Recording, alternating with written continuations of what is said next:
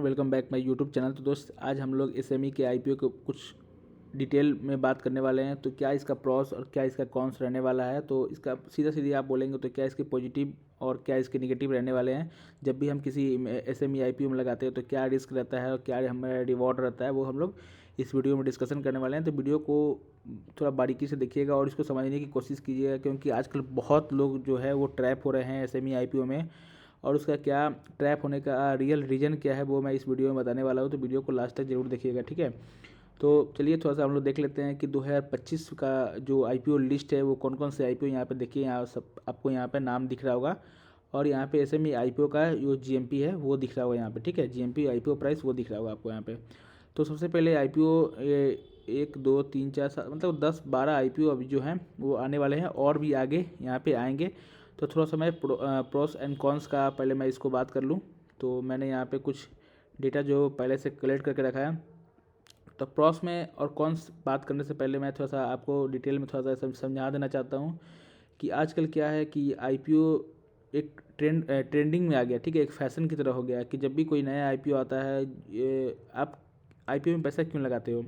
जब उसका एक जीएमपी ग्रे मार्केट प्रीमियम होता है, उस पर अगर बढ़िया ट्रेड कर रहा हो, उसका अगर 60 70 80% अगर दिखता है, तो रिटेलर कहीं से पैसा जुगाड़ करके कर्ज लेके कहीं से लोग यहाँ पे पैसा इन्वेस्ट कर देते हैं। उन लोगों को लगता है कि काफ़ी आसान है यहाँ पे आईपीओ से पैसा कमाना, और वो लोग क्या करते हैं कि कहीं से पैसा फंड जुगाड़ करके यहाँ आईपीओ में इन्वेस्ट कर देते हैं। भले उनको नहीं मिलता हो, लक नहीं हो, जिनको भी मिलता है अगर वो किस्मत वाले हो तो उनको अच्छा गेन मिल जाता है। अगर वो बदकिस्मती हो तो वो लोग प्रॉफिट में होते हुए भी एग्जिट नहीं कर पाते हैं। यही है एक एसएमई आईपीओ का सबसे बड़ा निगेटिव पॉइंट, ठीक है।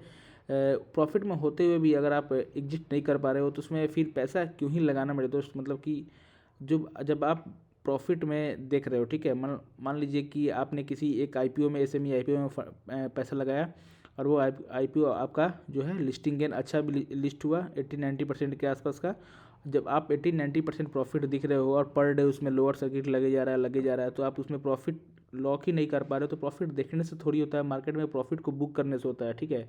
अनरियलाइज प्रॉफिट लॉस देखने से कुछ नहीं होता, वो आपका होता ही नहीं, इसलिए वो अनरियलाइज होता है, ठीक है। जो रियलाइज पीएनएल होता है उससे आपको यहाँ पे फ़र्क पड़ना चाहिए।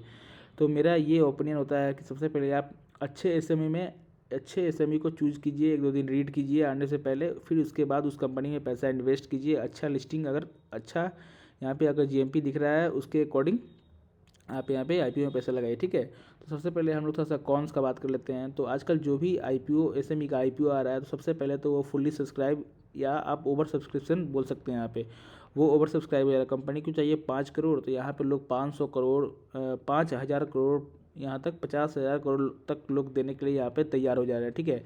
अभी एक एनएससी का एक आईपीओ एसएमई का आईपीओ आया था, उसमें लगभग 2500x यहाँ पे ओवर सब्सक्राइब हुआ था। मतलब कि ये डेटा आप यहाँ पे सोच नहीं सकते हो। मतलब कि आपको 5 रुपया यहाँ पे ज़रूरत है ना, तो हम इसको 2500 से मल्टीप्लाई कर लो, मतलब 12,500 के आसपास का यहाँ पे वहाँ कंपनी को यहाँ पे फंड मिला था 2500x। मतलब वो जो डेटा है वो आप इसको सोच भी नहीं सकते हो, ठीक है। उतना ज़्यादा यहाँ पे लोग पागल हो चुके हैं सेमी आईपीओ के पीछे। तो मान लीजिए कि कुछ उसमें से कुछ जो है एप्लीकेशन रिजेक्ट भी होगा। लगभग 2200 के आसपास एप्लीकेशन वहाँ पे लगे हुए, तो 2200x भी कम नहीं होता है। लगभग कंपटीशन देखिए 2200 लोगों में से एक लोगों को मिलने वाला है। तो आप यहाँ पे जुआ ही खेलने जा रहे हो, ठीक है। और यहाँ पे जो है वो लॉटरी बेस पे ही सबको अलॉटमेंट जो है वो आईपीओ का अलॉटमेंट मिलता है, ठीक है। तो आप यहाँ पे 2000 लोगों में से आप अगर कंपटीशन कर रहे हो तो उससे अच्छा है कि आप यहाँ पे लॉटरी का टिकट ही खरीद लो, ठीक है।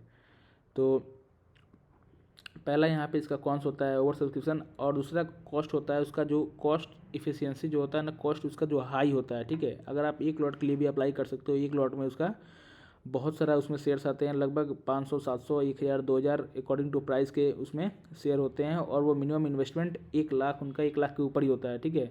तो इस वजह से मैंने उसमें उसको कॉन्स में डाला है और हाई कॉस्ट में यहाँ डाल दिया है, ठीक है। ऑन गोइंग रेगुलेटरी कंप्लायंस, अगर कुछ कंपनी में फंड आता है, कंपनी में कुछ अगर दिक्कत आती है तो वो रेगुलेटर जो सेबी है जो स्टॉक मार्केट को रेगुलेट करती है, उनको कुछ डाउट लगता है तो वो उसको जो है लिस्ट होने से वहाँ पे रोक देती है। कंपनी को कुछ डाउट होता है तो, जैसे एक बॉस पैकेजिंग आया था, उसका खुद का ऑफिस तो था नहीं, कहीं कहीं पे वो एक किराए पे मकान लेके उस पर वहाँ कंपनी को रन कर रहा था। जैसे सेबी को पता चला था, वहाँ पे रेगुलेटरी ने कुछ वहाँ पे एक्शन लिया था और वहाँ पे जो है वो बहुत सारे IPO को यहाँ पे 2024 में रोका भी था सेबी ने।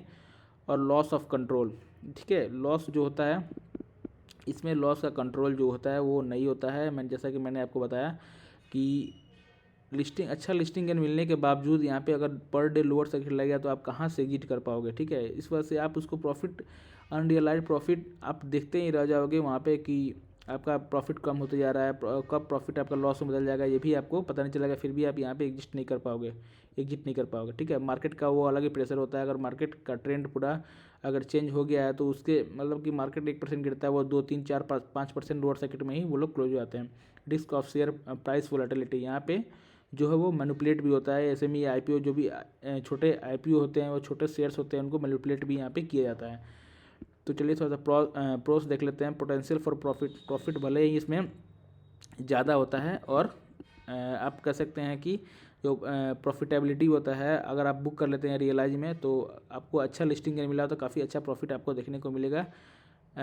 जो भी यहाँ पे SME का IPO होते हैं। अर्ली इन्वेस्टमेंट अपॉर्चुनिटी, ठीक है, कंपनी में अर्ली इन्वेस्टमेंट का अपॉर्चुनिटी होता है। जैसे कोई बढ़िया कंपनी अपनी यहाँ पे कंपनी का फंडामेंटल रेट की कंपनी बढ़िया, आपको पता है कि फ्यूचर में ग्रोथ करने वाला है, तो आप यहाँ पे अर्ली इन्वेस्टमेंट का इसमें अपॉर्चुनिटी बढ़िया होता है, ठीक है। पोर्टफोलियो आपका डाइवर्सिफाई हो जाता है। तो पोर्टफोलियो डाइवर्सिफाई मतलब कि आप जो SME IPO जो होता है कोई छोटे प्राइस पे लिस्ट होता है, तो छोटे प्राइस में आपको ज़्यादा कम प्राइस में आपको ज़्यादा शेयर्स मिल जाते हैं, तो जिस वजह से पोर्टफोलियो का डाइवर्सिफिकेशन भी होता है। और एक कॉन्स में एक और आप बोल सकते हैं उसमें कि जब भी आप किसी IPO को यहाँ पे बाइंग करते हो तो आप अलॉटमेंट जो होता है मिल जाता है, आप जब वहाँ पे सेल करने जाते हो तो वहाँ पे सेल नहीं होता है। तो यही मैंने यहाँ पे पहले इसमें बता दिया है।